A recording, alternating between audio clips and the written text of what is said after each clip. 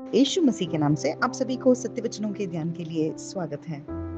वचन कहता है कि परमेश्वर का वचन जिसे पहुंचा है वही ईश्वर है। यानी परमेश्वर से नए सिरे से जन्मने का एक अवकाश हमें मिला है, एक अधिकार हमें मिला है।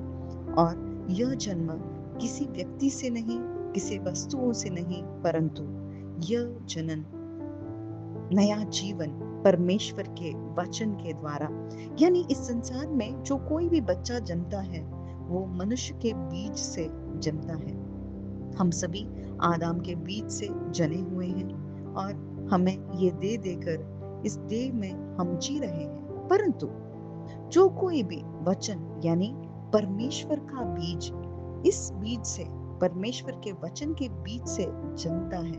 यीशु मसीह से विश्वास रखने के कारण ही यह नए सिरे से हम जन सकते हैं। और इस बीज के द्वारा जन्मने का अवकाश, यानी हम आत्मा में, पवित्र आत्मा के द्वारा हम जन सकते हैं। क्यों यह जनन क्यों चाहिए? इस संसार में जो कोई भी जना है उसे नए सिरे से जन्मना ही चाहिए, क्योंकि हम सभी आत्मा में मरण पा चुके हैं, यानी पापों के द्वारा हम मर चुके हैं।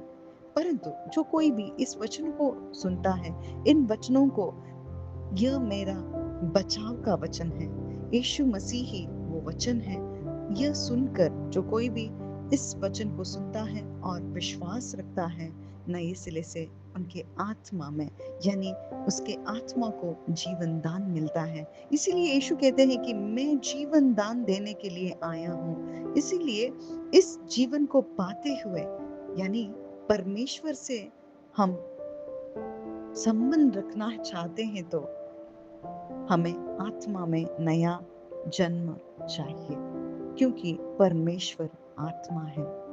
इसीलिए आज यीशु मसीह कहते हैं कि जो कोई भी वचन को, परमेश्वर के वचन उनके पास पहुंचे हैं वही ईश्वर है।